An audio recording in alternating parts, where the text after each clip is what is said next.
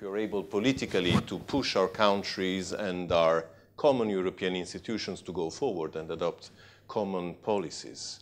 And this is, I think, the effort that many of us here in different roles are trying to do.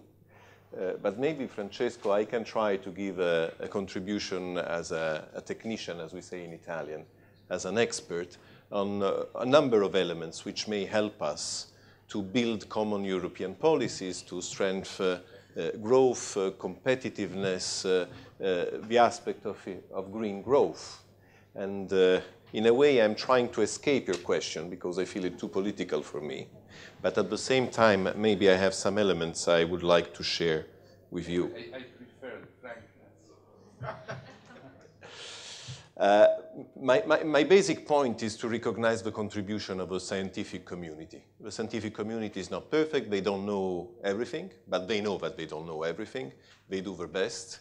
And I think we should start from where they have arrived and try to use their conclusions. The best example of contribution of the scientific community to public policy debate, in my understanding, is this drawing is symbolized by this graph, but I hope many of you recognize. This is the contribution of the group of scientists around Rökström, Swedish scientists, published in Nature some time ago. And they tried to identify what were the planet ecosystem to be kept under control. And a number of them are still under study. A number of them still need statistics, analysis, data, but we know that they are in a dangerous, risky situation, a vulnerability situation. But 3 of them, and you can read them on the right side or recognize them in the planet globe, are already beyond the limits of danger. And we're talking about climate change, biodiversity loss, and the nitrogen cycle. So I think when we talk about competitiveness, growth, economy, we have to follow this idea that we have only one planet, we have some limits, we have to respect the ecological limits of the planet, and within this frame, we are in condition to do our best to promote growth, to promote the market when the market works. It doesn't work all the time, but in many cases, it can work and be helpful for environment and for social welfare. But we must have the scientific basis with us. Now, when we talk about Europe, I always start with my students at Sustainable Development course at University of Rome, quoting some non-European colleagues. Some of you may recognize Mr. Abbott, who won recently the Australian elections, based on, as one of his priority themes for the campaign, will immediately legislate to scrap the carbon tax. This was one of his champion themes. The word is quite complicated. Carbon tax is out. Sorry for this technical slowdown. He started repealing the mining and carbon tax. He abandoned the ETS that they tried to install after the European experience. And this brings us to the point to what is the problem with climate change. Do we recognize that it is a problem? Are there solutions? Should we use economic instruments, regulatory instruments, or voluntary instruments, or probably a mix of the 3? Is it better to have a carbon tax, or is it better to create a market, as we tried in Europe? A fantastic experience with a lot of limits, as we saw from previous presentations. Can we find a space for international agreement, or should we leave it to national policy? A second example which says how things go, this is probably more difficult to recognize. This gentleman is the Prime Minister from Morocco. And in Morocco, for a number of social reasons, they are giving an incredible amount of subsidies to petrol use. So the growth of Morocco, a country which still deserves to grow a lot, is based on the idea that oil, petrol is abundant, and it is subsidized. And you see that the dimensions have grown up in the last year up to 5.5% of GDP. Now, we have a question of competitiveness, of growth, of sustainable development. Are these fossil fuel subsidies an exception? No, they are widespread around the world. OECD, World Bank, IFM, IEA are working on the fossil fuel subsidies analysis, and they found that there are something like $400 billion equivalent per year of subsidies, of privilege, underpricing the use and consumption of petrol. What should we do in economic, environmental, and social terms? Shouldn't we directly subsidize the poor, those who are in need, and not giving wrong price signals? Shouldn't we do the same for producers? And the third example I often give is the problem of the water price. Ireland is the last country in Europe giving water for free. In the last year, they decided, under European Union recommendations and moral suasion, to introduce a price for water, because even if it is abundant, they have a problem and they have underestimated its value. But they are still with a zero price. This has consequences. This means that there is a waste by consumers and producers, there is a worsening of urban water quality, there is a worsening of underground waters, and there are difficulties in financing new water infrastructures. South Africa has used a number of measures like low consumption brackets in a progressive way, which might be an alternative to a zero price for social reasons.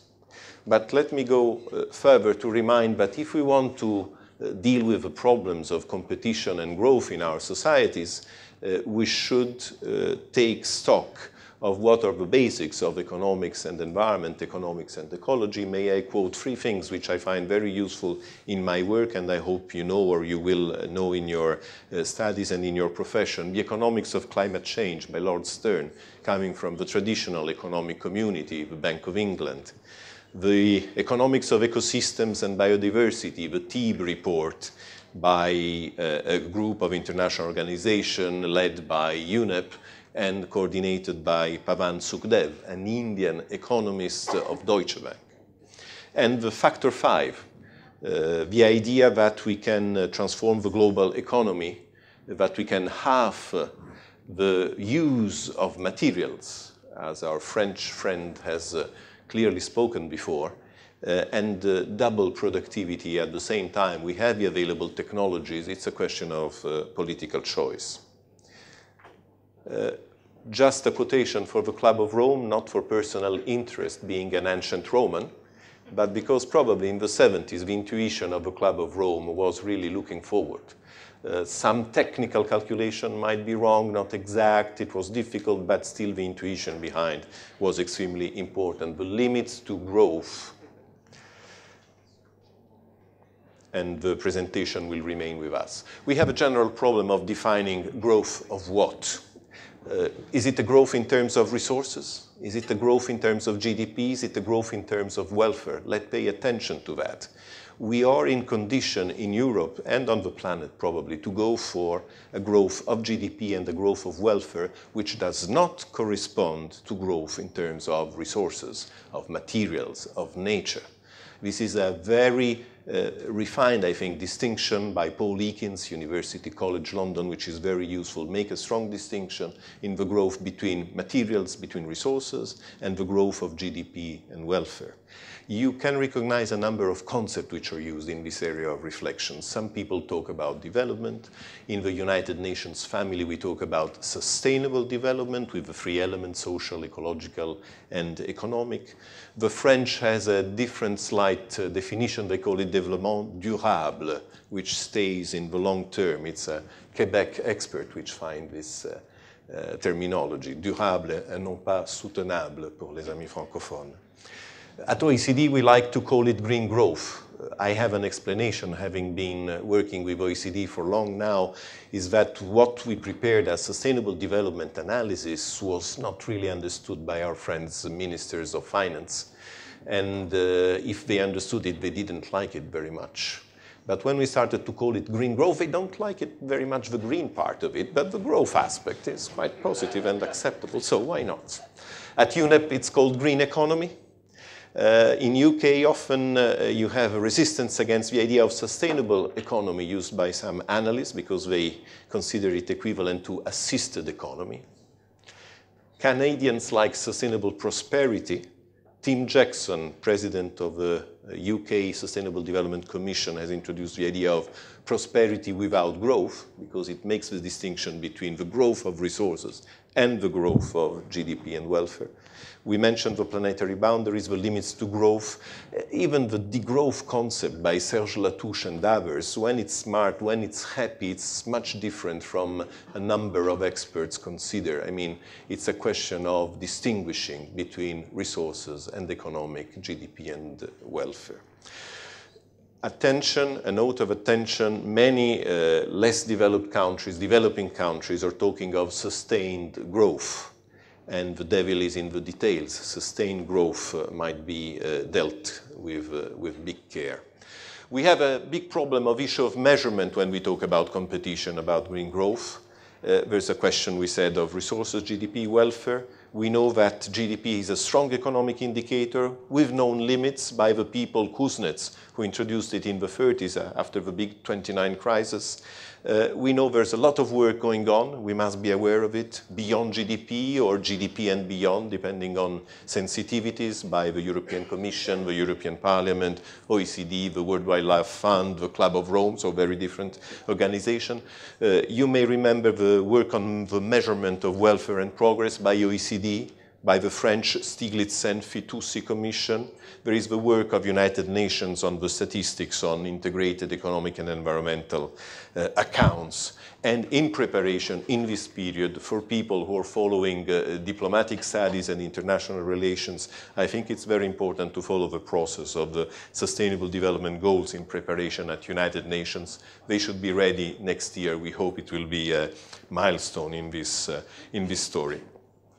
But with this in mind, green growth is probably the only interesting way for development. And it's not a question of developing only traditional green sectors like renewables and energy efficiency or waste and water or soil and so on. It's a question of greening the brown sector, the traditional industrial sectors, the chemicals, the transport, the energy, and there are a lot of interesting efforts around. We must be able to reach targets before we have problems with the limits of the planet. And finally, do I have one more minute, Mr. President?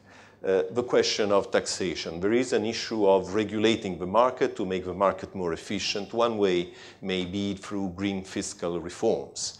The idea is of shifting the fiscal burden from labor, from our work, from companies, industries, investments, to natural resources, to pollution, to the environment. Apparently, we have to pay taxes. There's no way to escape that. And not many people like to pay taxes, even in traditional Protestant northern countries. If we have to pay some taxes, it's better to pay them as a signal on the scarcity of environment, of nature, and to let our work less taxed. From this point of view, there are a lot of efforts in many countries, Nordic countries, the French, the British have done a lot of things. The European Commission colleagues and experts are helping and supporting that. Tomorrow morning in Rome, the European Commission will present 2 studies on green fiscal taxation and on resource efficiency, which are extremely interesting and may be of big help for all of us. With this, I would stop, and I'm available for any deepening. Thank you.